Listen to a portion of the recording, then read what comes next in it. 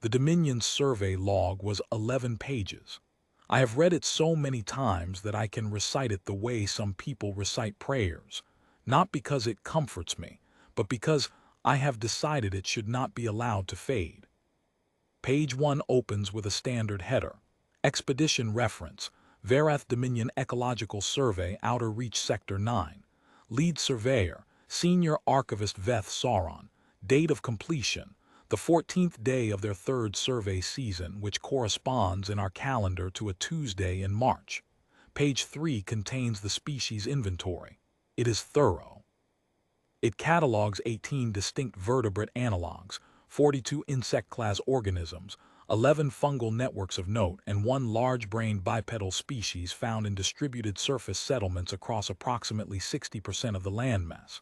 The bipedal species is given a taxonomic entry 3 sentences long. Estimated population, 2.3 million. Behavioral classification, tool adjacent. Sapience index, below threshold. Conservation status, non-protected.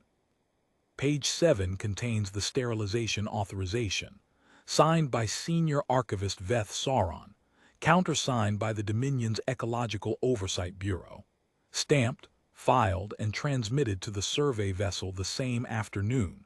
The sterilization took 4 hours. The paperwork was complete before nightfall. The colony was called Harren's Reach. It had been settled for 63 years. It had a school. It had a medical station. It had a choir that performed every harvest season in the community hall, and I know that because I spent 4 months reading the recovered personal records before the reckoning tide departed, and the choir director's name was Luisa Camargo, and she had been planning the autumn program when the Dominion's survey vessel entered orbit. I am a Terran Compact Survey Archivist. My name is Sella Marsh. I was assigned to the reckoning tide not as a combatant but as a recorder, the Compact's official witness, tasked with maintaining the documentary record of what we were doing and why. Admiral Petra Vaughn had requested someone from the archive specifically. She said she wanted the record to be thorough. She said she wanted it to outlast all of us. I understood what she meant before we reached the transit point. The reckoning tide was 680 warships. It had taken 11 days to constitute, 11 days from the moment the Compact's emergency session voted unanimously to authorize the response. The authorization resolution cited the Dominion's survey log by reference number. It cited the population figure, 2.3 million.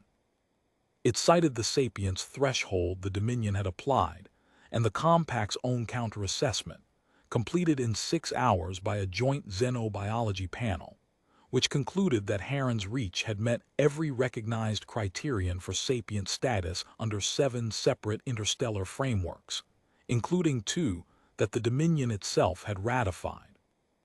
The resolution did not use the word revenge. It used the word accounting. I have thought about that distinction for a long time. I think whoever drafted it chose correctly.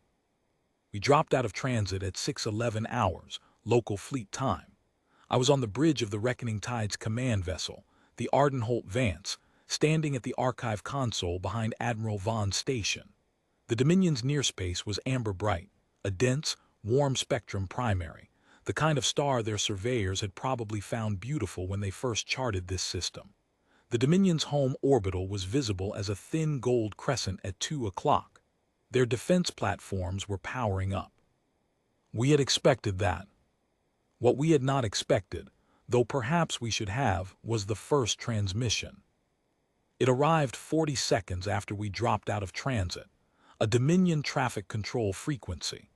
The voice was unhurried, bureaucratic, the way their communications always are when they believe they are addressing something that does not require urgency.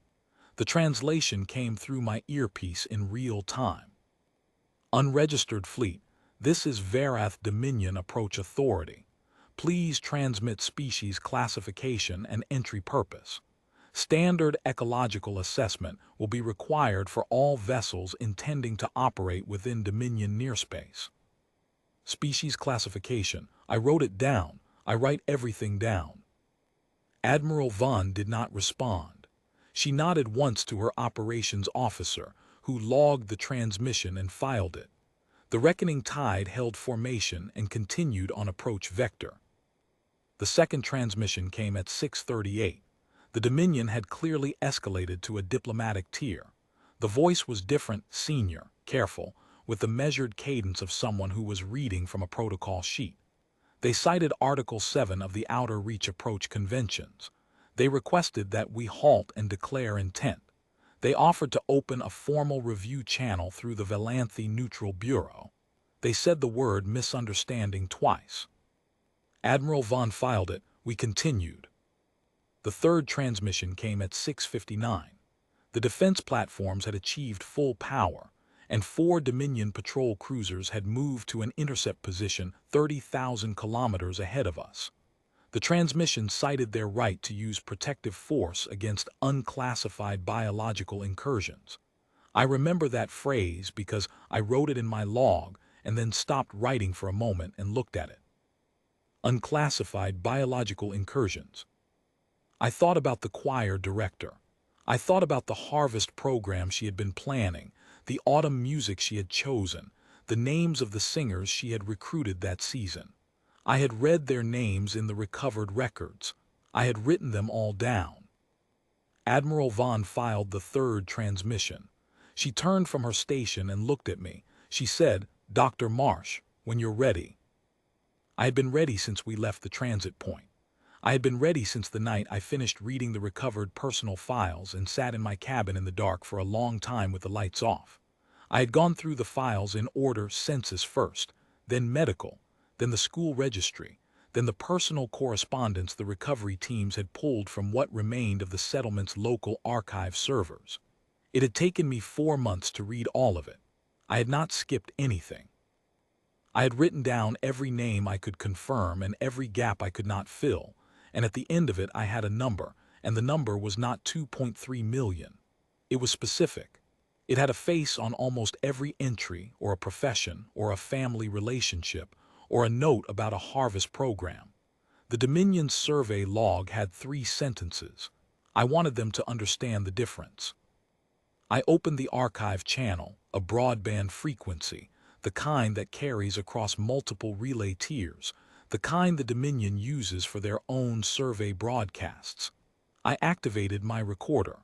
I read the opening header of the Dominion survey log aloud, the expedition reference, the lead surveyor's name, the date of completion, the taxonomic entry, the 3 sentences about the large-brained bipedal species, the sapience index, the conservation status. Then I began reading the names. The Terran Compact's recovery teams had spent 4 months pulling records from Harren's Reach, census data, medical registries, school enrollment files, personal correspondence, employment records. We had recovered names for 2,291,847 of the 2.3 million. The remaining were listed in the archive as unrecovered, their place in the sequence marked by a tone. I read at standard archival pace, clearly, without inflection, the way you read a record that must be accurate before it can be anything else. The Dominion sent 2 more transmissions while I was reading. I did not stop. Admiral Vaughn did not respond to them. The reckoning tide continued on its approach vector. The patrol cruisers did not intercept. I have thought about why, and I think it is because there is no protocol for what we were doing. Their frameworks did not have a category for it. I read for a long time. The names of the choir, the names of the school, the names in the medical registry, the sick and the old and the newly born, the names of the settlers who had come on the third transit wave 60 years ago, who had built the community hall where the harvest program was performed, who had laid the foundation of the medical station with their own tools because the prefab delivery had been delayed by 6 months, and they had not wanted to wait. I read every name I had. I marked every gap with a tone. When I finished, I said one sentence. I said, "Survey reference, Verath Dominion Ecological Archive, Outer Reach Sector 9. This is the complete record of the species you assessed." Then I closed the channel. Admiral Vaughn gave the order at 9:12 hours. I logged the time. I logged the formation. I logged the Dominion's final transmission, which came in at 9:13, 40 seconds after the order was given and 90 seconds before it was complete. The voice on the final transmission was still unhurried, still bureaucratic. It asked, in the phrasing their oversight protocols require, whether the incident file should be considered open or closed. I filed it under the response the compact's resolution had authorized. Closed. The reckoning tide completed its accounting at 9:14 hours and 17 seconds. I logged that time too. I log everything. Admiral Vaughn had asked me to make the record thorough, and I have. It will outlast both of us and many things beyond us, and that is the point. The Dominion's survey log is still 11 pages. I have not altered it. I have only appended to it 2,291,847 names recovered. The rest, marked by their tones. The record is accurate. It will remain accurate. That is the only thing I have ever known how to do, and in this case it was enough. The choir director's name was Luisa Camargo. She was planning the autumn program. I have written that down in the right place, at the correct entry, under the species designation the Dominion assigned. I did not change their taxonomy. I only made sure the record showed what the taxonomy had cost. The compact can decide what it is called. I know what it was.